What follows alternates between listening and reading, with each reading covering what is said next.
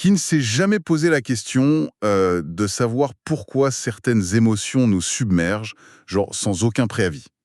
Ouais, c'est une question universelle. N'est-ce pas? Pourquoi le corps réagit parfois bien avant que le cerveau ait seulement le temps de comprendre ce qui se passe? Exactement, cette espèce de réaction instinctive, ouais. C'est pour ça qu'on est là. Bienvenue dans No Stress Journée, notre espace dédié à la guérison, à la croissance et à la bienveillance envers soi-même.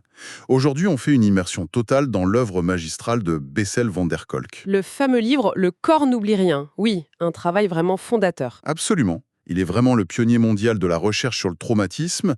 Et d'accord, décortiquons tout ça parce qu'on a plein de choses à voir. Des études, de cas cliniques, des découvertes en neurosciences et des approches thérapeutiques super innovantes. C'est un voyage intense, oui. Mais il faut vraiment poser le cadre tout de suite. Le but de cette exploration, c'est de comprendre que toutes ces réactions qui nous paraissent complètement incompréhensibles ou irrationnelles, Ouais. ce ne sont pas des défauts, pas du tout. Ce sont des mécanismes de survie profonds de notre biologie. C'est ça, le trauma n'est pas juste dans la tête, il est littéralement dans le corps. Et pour comprendre cette biologie de la survie, il faut observer ce qui se passe quand le danger est physiquement passé, mais qu'il reste bloqué à l'intérieur. C'est exactement le cœur du problème, le passé qui ne veut pas passer. Voilà. Et l'histoire de Tom dans le livre illustre ça parfaitement. C'est un vétéran du Vietnam, et 10 ans plus tard, de l'extérieur, sa vie a l'air parfaite. La réussite totale, sur le papier. C'est ça. Il est un brillant avocat à Boston, marié, 2 beaux enfants, mais de l'intérieur, il avoue se sentir complètement mort. C'est tellement fréquent. Et il y a ce moment marquant du 4 juillet, tu sais, la fête nationale. Il est terrifié. Au lieu d'être avec sa famille, les feux d'artifice déclenchent chez lui des rages, mais enfin incontrôlables. Il supporte même plus le bruit de ses propres enfants qui jouent. Parce que son système d'alarme a été complètement piraté. Le traumatisme reprogramme l'amygdale, qui est en fait le détecteur de fumée de notre cerveau. Ah ouais, le détecteur de fumée. Oui, chez Tom, ce détecteur est cassé. Son corps est resté piégé dans les rizières du Vietnam. Pour son système nerveux, le feu d'artifice, c'est pas une fête, c'est une attaque mortelle imminente. D'accord. Mais j'ai une image qui me vient. C'est un peu comme essayer de mettre à jour le logiciel d'un téléphone alors que la batterie elle-même est physiquement endommagée, tu vois. C'est une excellente métaphore, ouais. Le matériel en soi doit être réparé en premier. Parce que Tom, c'est un avocat brillant, il est intelligent. Pourquoi sa volonté ne suffit pas à éteindre cette foutue alarme? Eh bien, ce qui est passionnant ici, c'est que la neurobiologie nous prouve que le traumatisme n'est pas un manque de volonté. C'est pas une faiblesse morale. Hmm, C'est une véritable altération physiologique. Les zones du cerveau qui gèrent la logique sont littéralement court-circuitées par les zones de survie. Waouh. Donc le trauma n'est pas une faiblesse de caractère, c'est vraiment une blessure réelle et physique. Exactement. Et ça nous amène directement à ce qui se passe sous le capot, si je puis dire. Dans l'architecture même de notre cerveau quand il est sous stress. Ouais, parlons-en de cette architecture. Parce que la volonté ne suffit pas, on l'a vu. Non, ça ne suffit pas.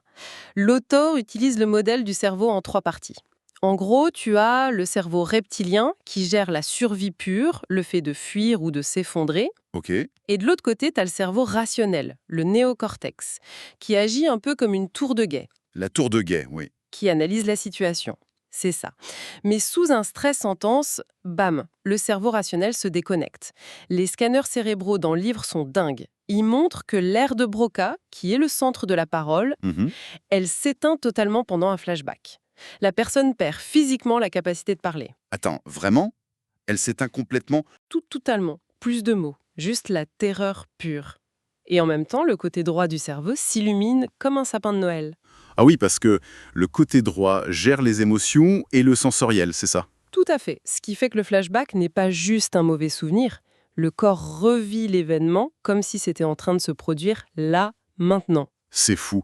Ça explique cette hypervigilance épuisante, le corps est toujours sur le qui-vive. Ça me rappelle cette autre analogie du livre, celle du cavalier et du cheval. Oh oui, elle est très parlante. Bah oui, le cerveau rationnel, c'est le cavalier, et le cerveau émotionnel, c'est un cheval sauvage. Si le cheval panique complètement face à un danger, le cavalier a beau tirer sur les rênes, il peut rien faire, hein. C'est exactement ça.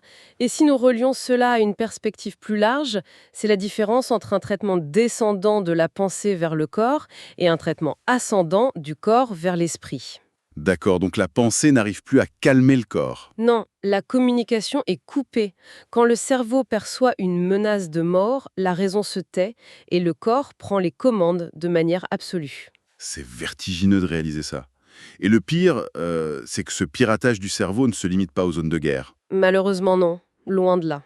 Ça prend souvent racine là où on devrait être le plus en sécurité, à la maison, durant l'enfance. C'est le chapitre le plus difficile mais tellement crucial, les traumatismes d'enfance. Les enfants victimes d'abus ou simplement de négligence émotionnelle sévère, ils n'ont aucune sécurité. Leur cerveau en plein développement se câble uniquement pour la survie. Manance. Mais du coup, ces enfants deviennent des adultes, et c'est des adultes qui ont un mal fou à faire confiance, à aimer ou à se sentir en sécurité dans l'intimité. Et c'est logique pour leur cerveau. S'attacher, c'est dangereux. Sans compter le trauma intergénérationnel. Les blessures et les secrets se transmettent silencieusement. Ah oui, l'auteur parle des rages inexpliquées de son propre père, non? Oui, son père et son oncle. Des silences lourds, des colères sourdes qui imprègnent l'atmosphère familiale et que l'enfant absorbe comme une éponge. Mais au fond, n'est-il pas profondément tragique de voir que ces adultes traumatisés sont si souvent jugés par la société? On dit d'eux qu'ils sont difficiles, toxiques, alors qu'ils ont juste une carte du monde totalement faussée par la douleur. Cela soulève une question fondamentale, en effet. Il faut comprendre que ce comportement de méfiance ou d'agressivité, c'était une adaptation brillante et nécessaire dans leur enfance. Ouais, ça les a maintenus en vie. Exactement. Même si ça devient destructeur à l'âge adulte, à la base, c'est un sauvetage. Ces comportements ne sont pas une faute.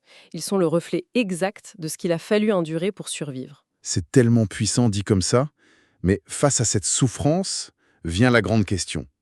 Pourquoi on ne peut pas juste tourner la page? Pourquoi on ne peut pas juste oublier et avancer? Ah, la fameuse injonction du «il faut passer à autre chose». Bah oui, on l'entend tout le temps. C'est parce que les souvenirs traumatiques ne sont pas rangés comme des souvenirs normaux. Ils n'ont pas de début, de milieu et de fin. C'est là qu'intervient l'histoire du thalamus, le fameux cuisinier du cerveau, c'est bien ça? Oui, le thalamus est censé prendre toutes les sensations et en faire une soupe cohérente, une histoire.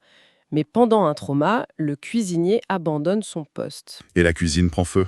C'est ça. Donc le souvenir n'est pas une histoire, ce sont des fragments bruts.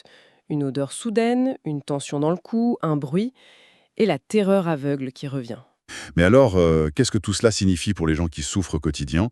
C'est une douleur intolérable, ce chaos intérieur.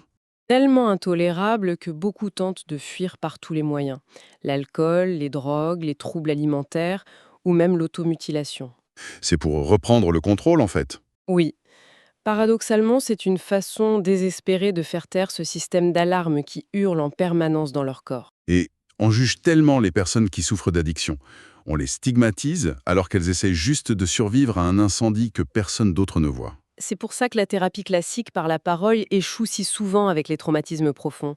Tu ne peux pas rationaliser avec quelqu'un dont le corps ressent une terreur mortelle. Essayer d'oublier un traumatisme par la seule volonté, c'est comme supplier un feu de s'éteindre en l'ignorant. C'est une image terrifiante, mais très juste. Heureusement, s'il est impossible de s'en sortir juste par la pensée, il y a d'espoir. Beaucoup d'espoir, oui. La neuroplasticité. Exactement. On peut reprogrammer le corps et le cerveau. Et c'est là que ça devient vraiment fascinant. L'auteur détaille 6 grandes approches pour trouver la sortie. Et ce sont toutes des approches prouvées cliniquement. La première, c'est le yoga et la reconnexion au corps. Ouais, pas juste pour faire des étirements, hein. C'est vraiment pour réapprendre à habiter sa propre peau en toute sécurité. Sentir qu'on est là. C'est ça, la sécurité viscérale. Ensuite, il y a l'EMDR. Ah, le MDR, les mouvements des yeux. Oui, c'est incroyable. Ça aide le cerveau à désensibiliser le souvenir traumatique, à le digérer pour qu'il devienne enfin un simple souvenir du passé et non plus une menace présente. Et dans la même idée de reprogrammation, il y a le neurofeedback, c'est bien ça? Tout à fait. C'est littéralement entraîner les ondes cérébrales à se calmer. On aide le cerveau à sortir de ces schémas de panique chronique. C'est fou la technologie qu'on a aujourd'hui. Mais il y a aussi la thérapie IFS, ou Internal Family Systems. Moi, ça m'a beaucoup touché. C'est une méthode très douce. Elle part du principe qu'on a tous différentes parties en nous. Et on dialogue avec ces parties, avec bienveillance, au lieu de les rejeter, même celles qui sont en colère ou terrifiées. Voilà, on écoute ce qu'elles essaient de protéger. Et puis, il y a une approche qui surprend souvent, le théâtre. Attends, le théâtre, genre monter sur scène? Oui, l'expression créative, le théâtre, le chant en chorale. Le trauma isole et fige.